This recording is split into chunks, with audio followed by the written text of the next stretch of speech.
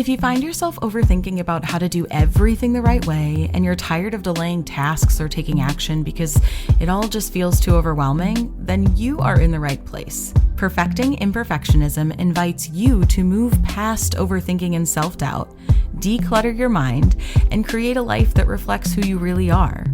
I'm Laura Meredith, and I'm a certified professional coach and ambitious professional. My mission is to show you the power of embracing imperfectionism so you too can create a career and life you love. Let's start perfecting imperfectionism. Hello and welcome back to Perfecting Imperfectionism. It is so good to be here with you all today. Last week, we talked about why feedback feels threatening to perfectionists and what it costs us to avoid or to misinterpret feedback, and how we can actually reframe feedback as neutral data and reclaim it. And we talked about practical steps to reclaim the feedback the very next time you receive it, and how to make feedback overall work for you. We learned that feedback is not a measure of your worth and that it truly is a tool that you can claim and use on your own terms. And today is kind of a follow-up to that episode because we are going to explore why just focusing on reclaiming feedback and viewing it as neutral data will not just inherently build your self-trust and your confidence. And we are going to talk about the next steps toward getting to your most confident self. So I'm super excited to get into that with you today.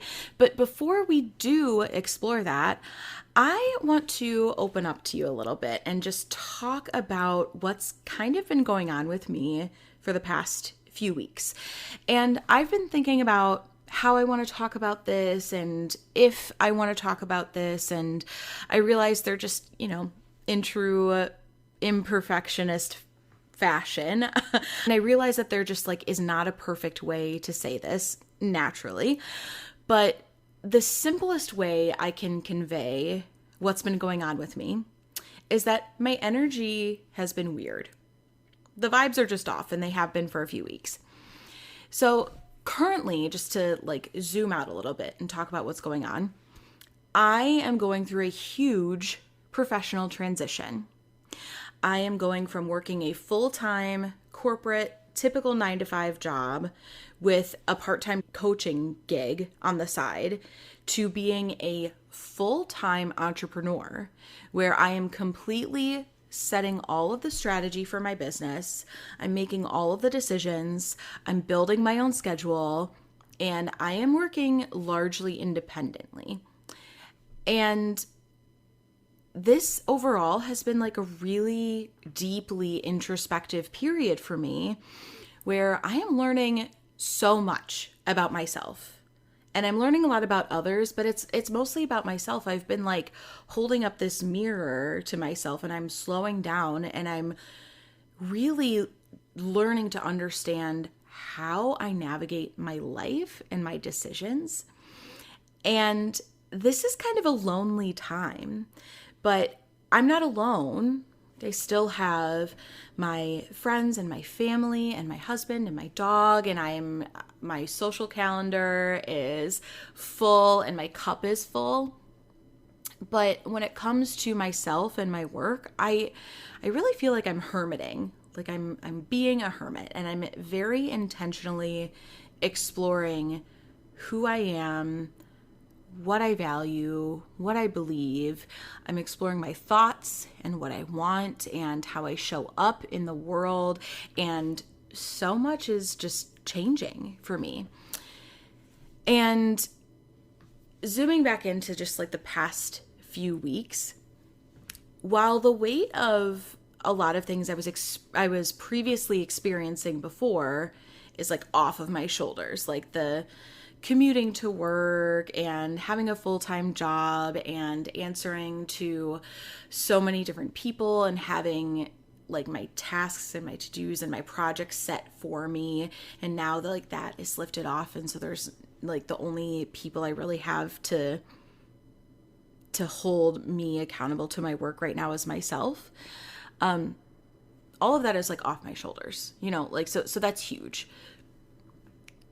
Even though that is off my shoulders, I'm really looking at myself and how I operate in this world in a completely new way.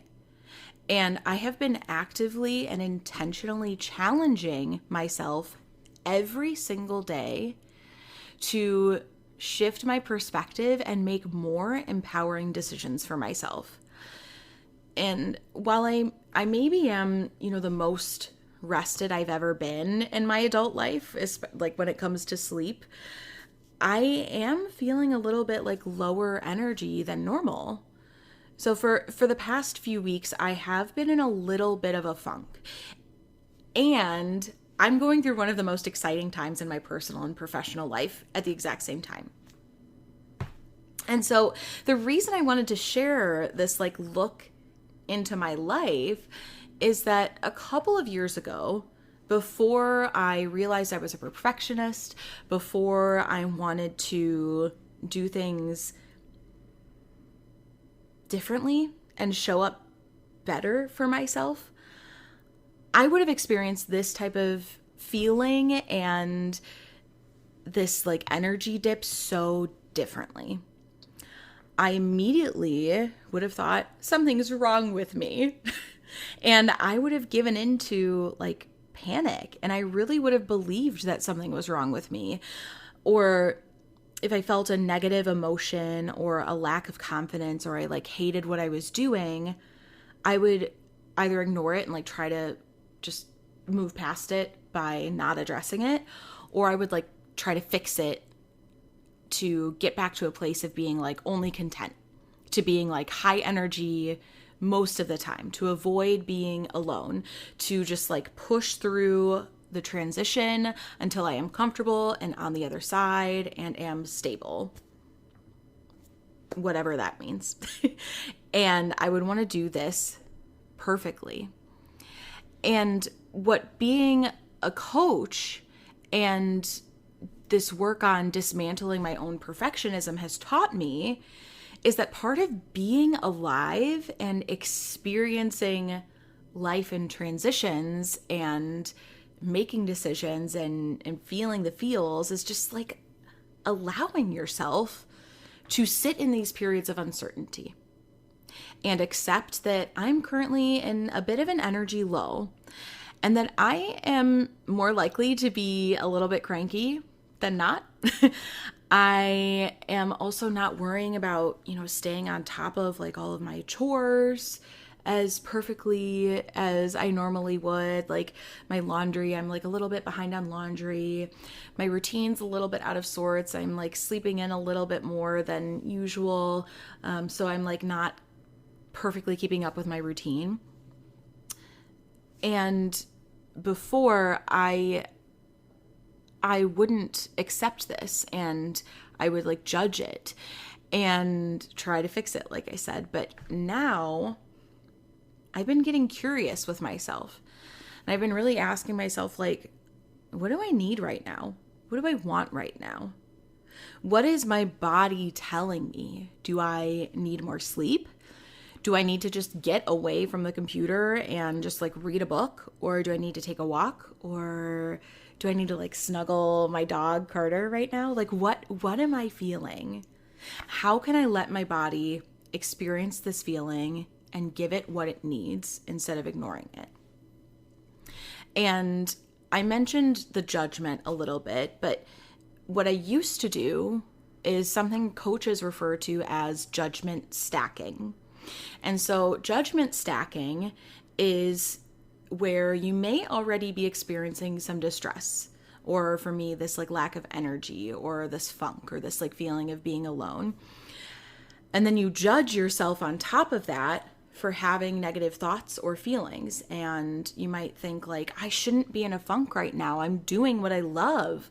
Or I should have way more energy since I don't have to commute for 2 hours a day right now.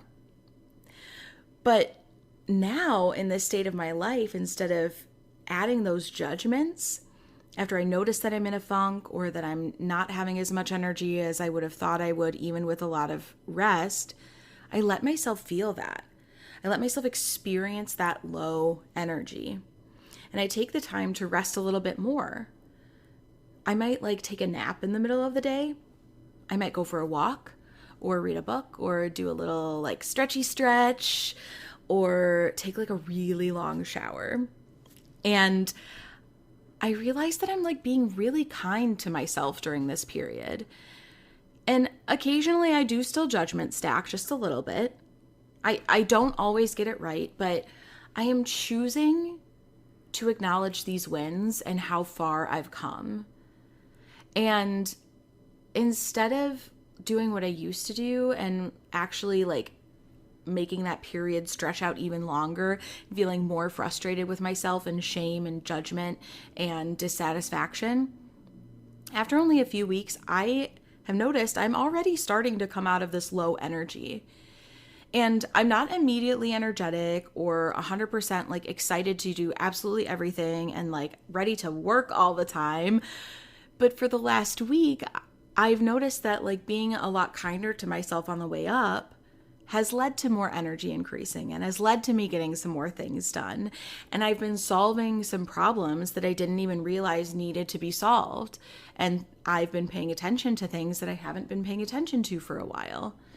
And this has come up from the work that I've been doing with my own coach, when I coach myself, and even working with my clients when I see them experience this as well. And I'm just really proud of this imperfect way that I've grown and that I'm continuing to grow. And I just wanted to take a few minutes to share this with you because this feeling, this kindness, this patience, this allowance to feel what we feel and be present with it instead of rushing to fix it or move past it. This is what we do this work for. This creates resilience. These low periods are going to come and go in our lives. And navigating it in this way is how we do create that resilience and navigate life with more ease, so that when inevitably the amazing things pour in and the energy is higher, we can truly enjoy them and have the patience and the intentionality and the presence to sit through it and experience that energy and give more energy to that moment in time and just thrive in those periods as well. So this is why we do the work. This is why I do what I do. And I just needed to share that with you all. So now let's get into the main topic of today's episode. So what happens when you stop relying on feedback to feel confident and build belief in yourself, and then you end up still not trusting yourself? And you still don't feel confident, even though maybe you're not as offended or putting as much weight on feedback from others. This is because learning how to reclaim feedback as neutral data is just the first step toward building your self-trust and your confidence. And so you may benefit from this episode if you find yourself second-guessing decisions, maybe even after you've made them, or you rely on other people's approval before feeling confident when you move forward or finalize a decision or a project. Or you might even feel like your confidence is just always on shaky ground. If you are to make a mistake or to do something that isn't exactly what you think you should have done, your confidence just kind of goes out the window. So this is for you. So today we will unpack why perfectionism puts your confidence on trial and how you can reclaim self-trust. So we will start with why perfectionists struggle with confidence. Perfectionists are way more likely to struggle with confidence than those who do not struggle with perfectionism. And there are 4 main reasons why this happens to perfectionists specifically. So the first is externalized worth. So this means that as perfectionists, our confidence is tied to external qualifications or signals that mean that we've achieved something or done something. So this could be performance ratings, this could be a specific title, this could be promotions, or how many people report to us, or our grades. This is externalized value that we place then on our worth. And that impacts how confident we feel. So if we're not getting those things, or we aren't as far as we think we should be, we aren't getting the worth that we're relying on from those external factors. The second thing is having conditioned self-belief. So this looks like, I will feel confident when I achieve X, or if I just do this thing, then I'll feel better. Then I know that I've done enough. Or once I do this, then I trust myself. Then I know that I'll know enough. I need to know more. I need to do more. I need to be more. I need to feel more before I reward myself with this belief that I can do it, that I trust myself, that I'm confident, that I'm awesome, that I'm valuable. So that's that conditional self-belief. The third one is feedback dependency. So this can look like needing external validation to feel secure. So like doing something totally awesome, and instead of being proud of it, like checking with your manager or your team or your colleagues to see what they think of it and make sure that like there's no issues with it before you can be proud of it. Or like needing to hear from whoever you report to or people that you work with, that you're a great person to work with or that you do great work before you can feel like you're a good leader or employee or just good at your job in general. So needing that feedback and your confidence is then dependent on that feedback is another thing. The last thing is what I like to call the confidence gap. So for perfectionists, even when you're successful, even when we do all these amazing things that we set ourselves out to do, even when we hold ourselves to these ridiculously high standards and we meet them time and time again, we dismiss them or we downplay those accomplishments. So I'll share a quick story about a time when I downplayed an accomplishment. So when I was working on my coaching certification and I sat for the exam, the oral exam, and then the written exam, and then I got my feedback a few days later and found out that I passed, I was so excited. And I celebrated that night. And then after like a day, I felt and immediately thought, okay, what's next? What do I do next? And I had been working on it for months, most of a full year.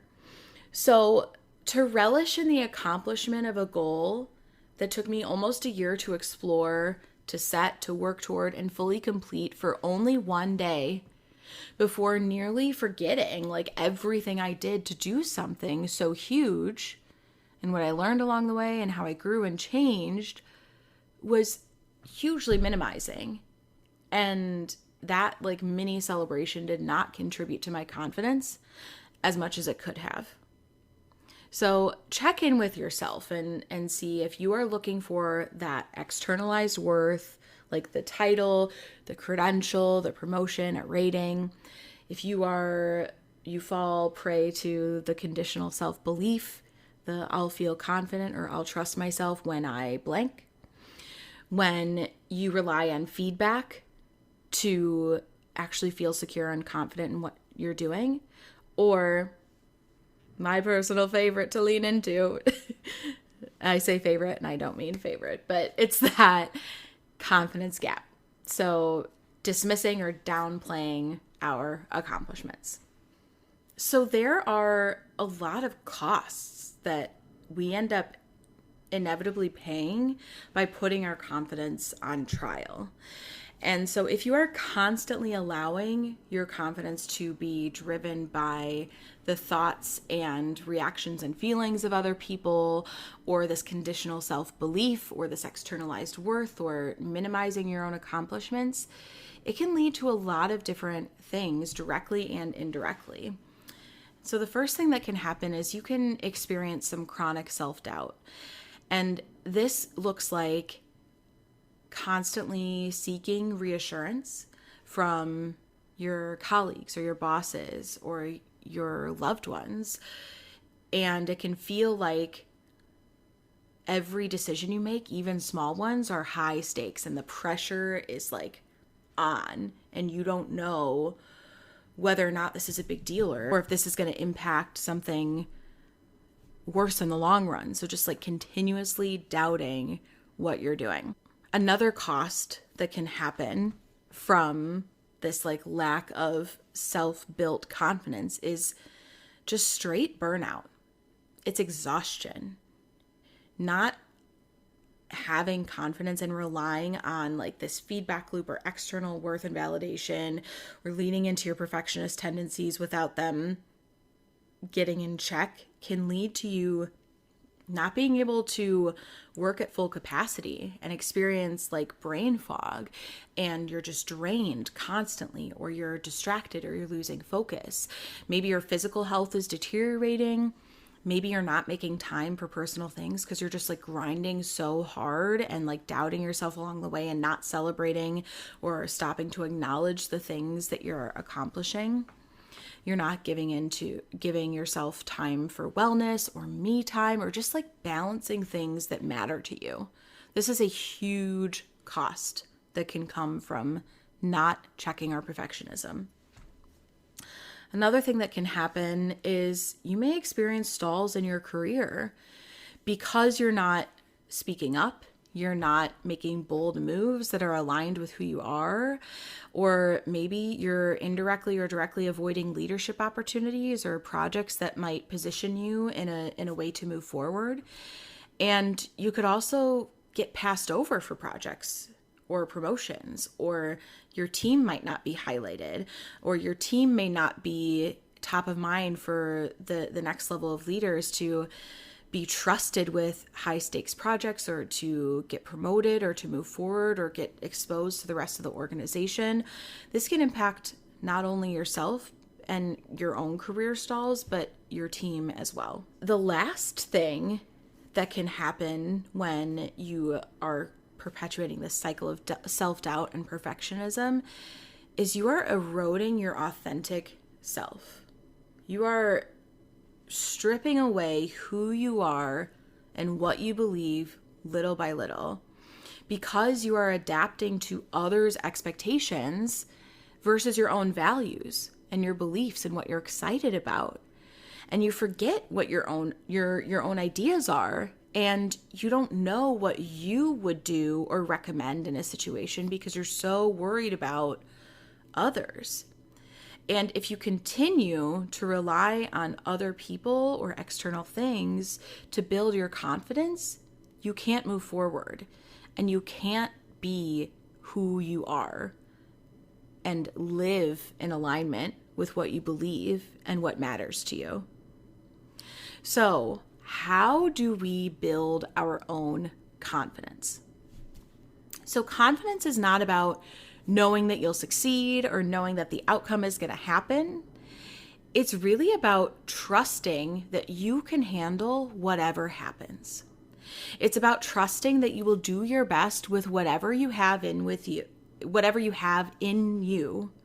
with the information you have, and with what you think is the best way to move forward.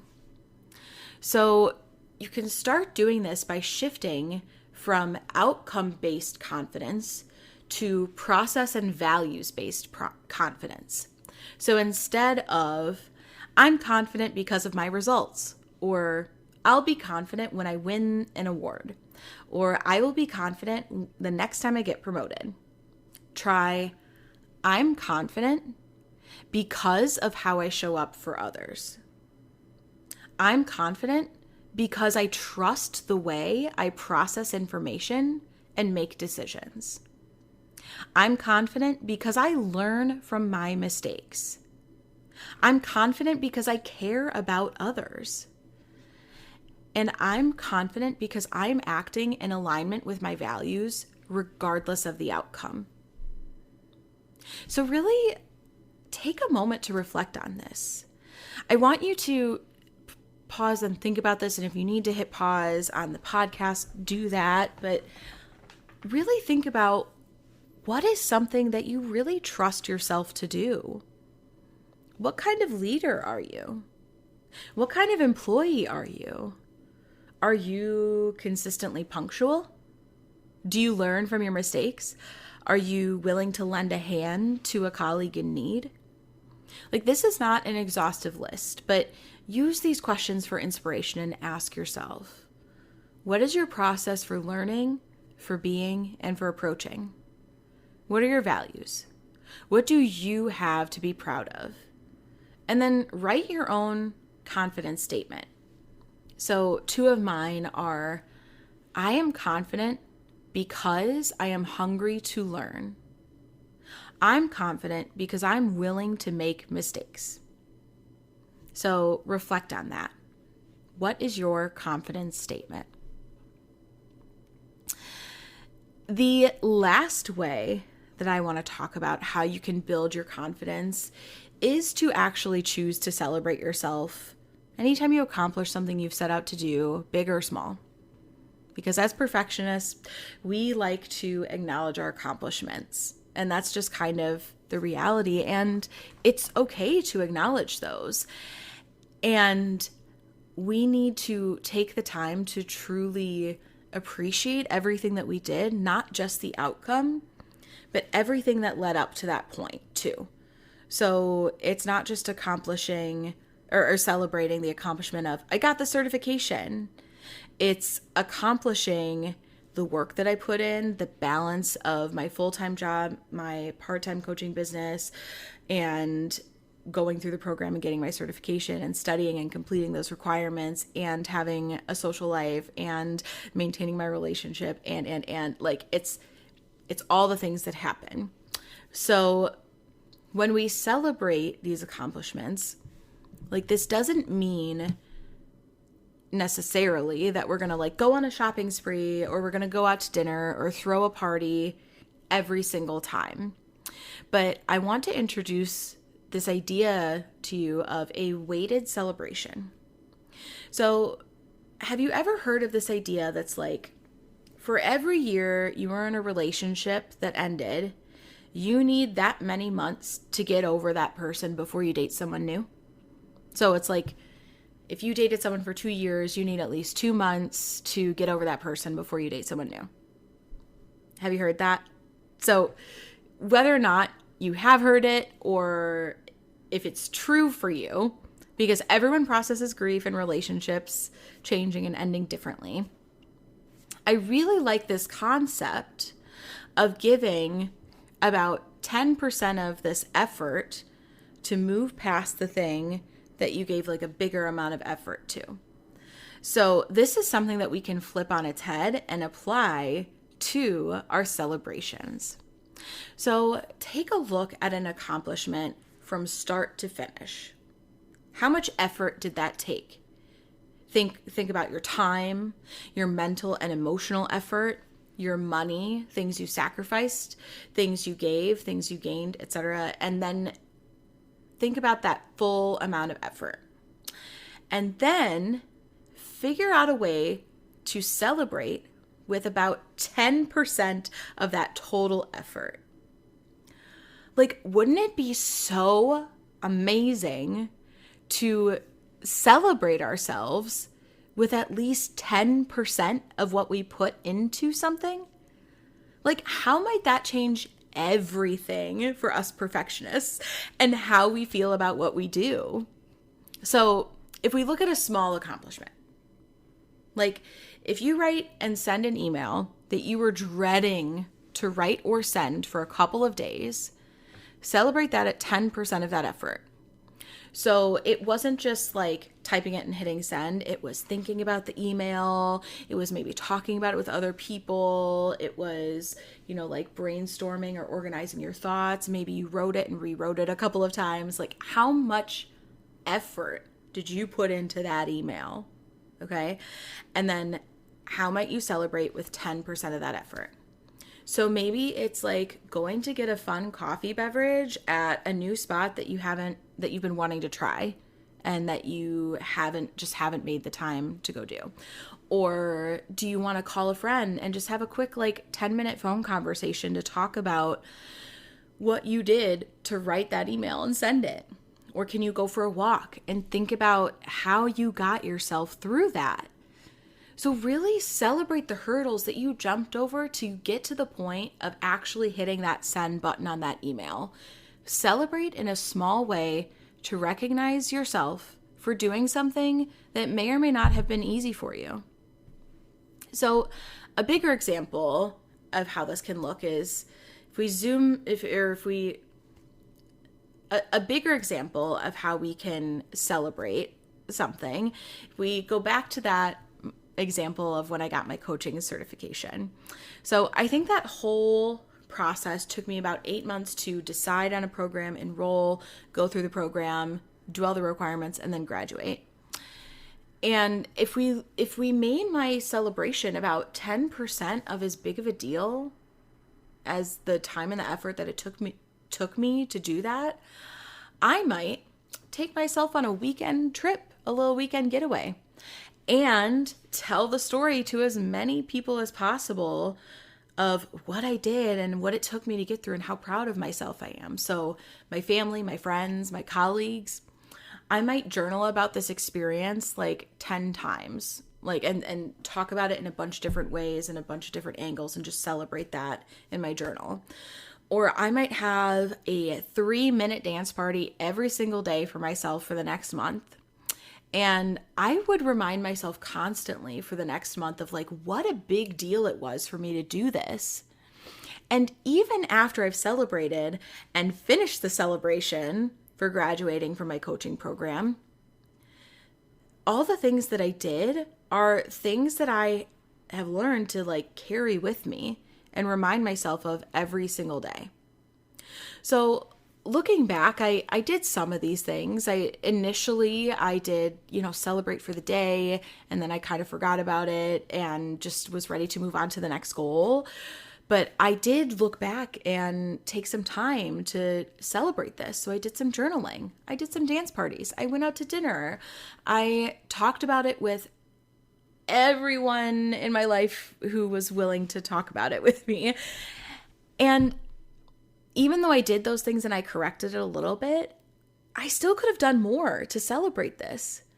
So the next time I go and get that next credential or another certification or do something huge for myself, I'm going to add on a little bit more to that celebration from my previous celebration and use 10% of the effort I did doing the next thing and celebrate at that level. This is important because if we zoom out to this bigger picture and we look at how I took the decisions I made and how I acted throughout the process of getting my certification to support my confidence, what we see is that I handled a really intense period of my life as best I could, and I chose to continue to move forward for myself every day. I made an investment in myself. I learned so many new tools. I met amazing, intelligent, wonderful people. And I grew and improved with each and every mentor coaching session I had, every practice coaching session I had. And I went from working for somebody else to learning how to be an entrepreneur to landing my first few paying clients. And while I'm confident in what I'm capable of and who I am, it's because I have reflected on this experience. And I realized that, a lot of people don't choose to invest in themselves in that way. They don't choose to learn a new skill. They don't choose to spend their free time expanding the possibilities of what they can do in life in that way. And I did that. I'm confident because I took that risk. I'm confident because I managed a full-time job and did something so amazing at the same time. And I'm confident because I was open, and I continue to being open to learning something new. Whether or not I graduated or opened my own coaching business or chose to be an entrepreneur, whether or not I did those things doesn't take away from the fact that I did take a risk and that I managed a full-time job and did this amazing thing with my free time, and that I learned so many new things, and that I grew and I was open to feedback. Like, I can be confident just because of who I am and who I was during that time. And there are times when I do lose some of that feeling. When I don't remind myself of what I'm capable of and how I show up in the world, because I had been a perfectionist, like a true blue perfectionist for so long, that confidence slips away a little bit.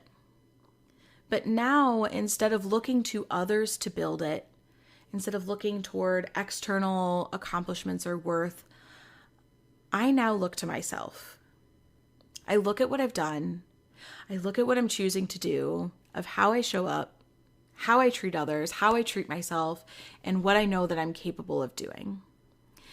And this is why we do that work too.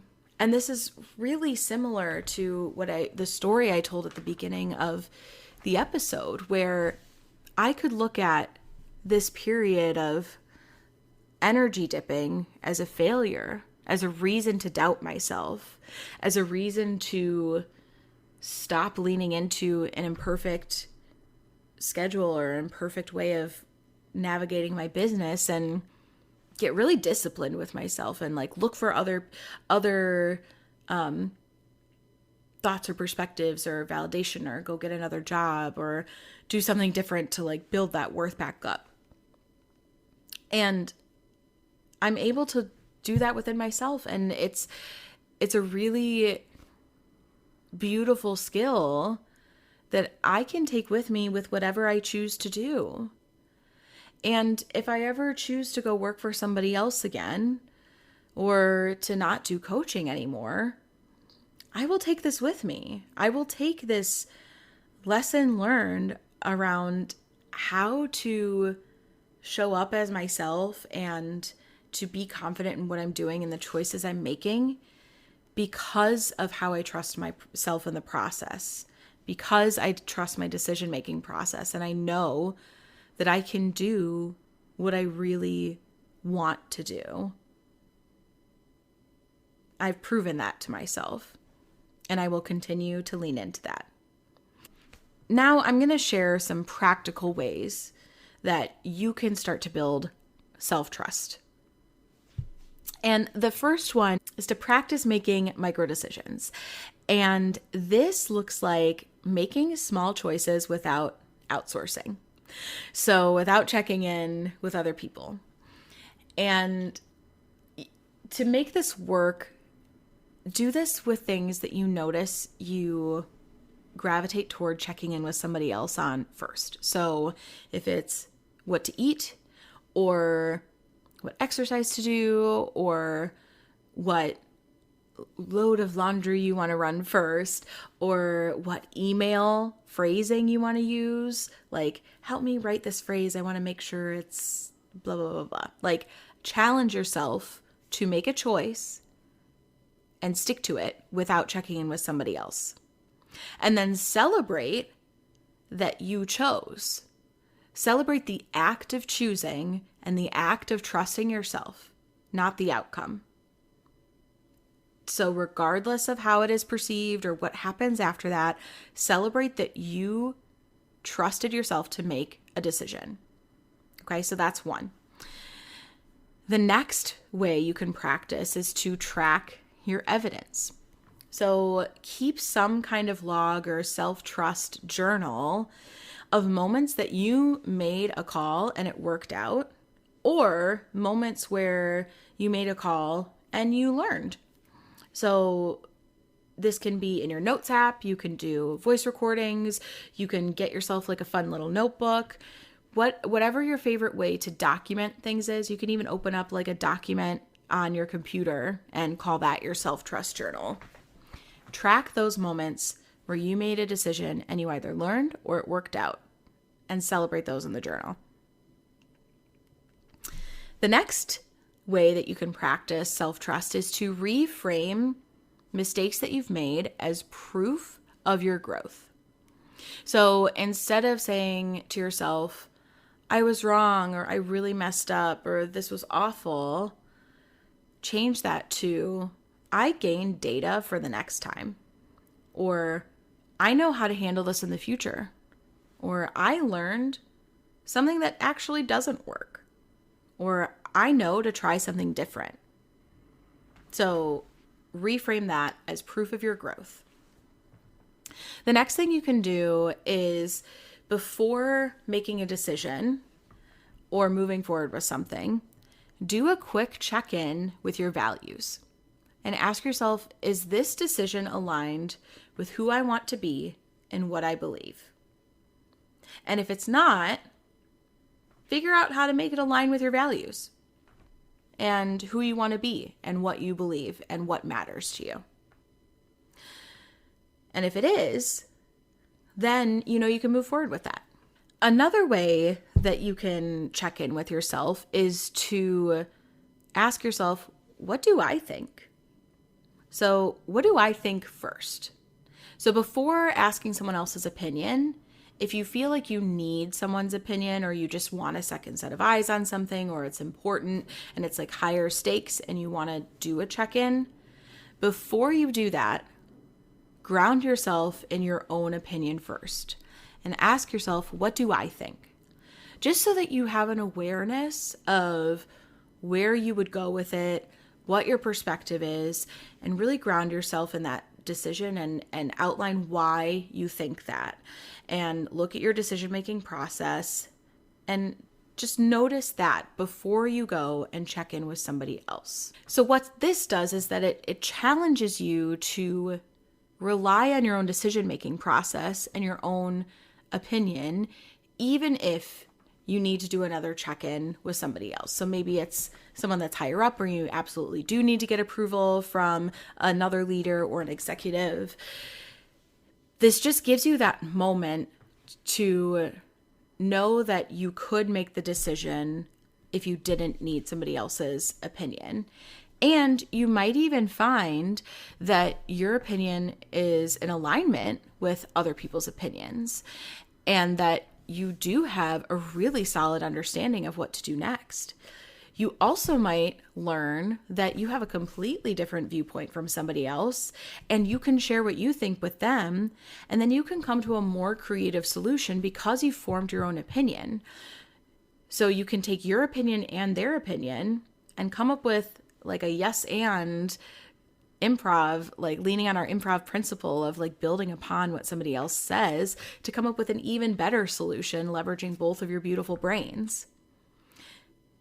There's so many different things that can come out of this that will benefit you and help you form a point of view and trust how you approach something. And lastly, this is similar to the confidence statement that we built, but create your anchor statement. So this is a phrase that is designed to ground you in moments of panic or uncertainty, or when you really just want to lean in and just like lean on somebody else to make the decision and not have to worry about it. Come back to yourself. And this phrase should sound something like, I can trust myself to figure this out. Or, I don't need certainty to take action. That's a really good one, is realizing that you don't have to know the outcome before you make a decision and act on it. That is a huge service you can do for your confidence, is to recognize that you don't have to know exactly what's going to happen before you take action. Because at the end of the day, we never know exactly what's going to happen anytime we take action after we make a decision.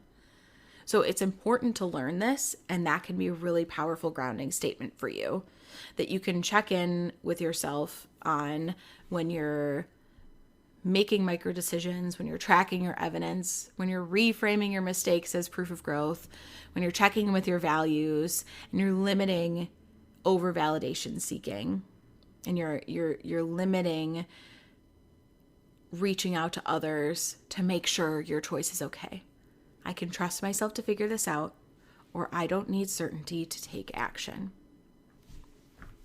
So now I want to introduce a reflection prompt to you. And this is another great point where you can pause the video after you hear it and take a moment to reflect on a recent decision that you made where you second guessed yourself, and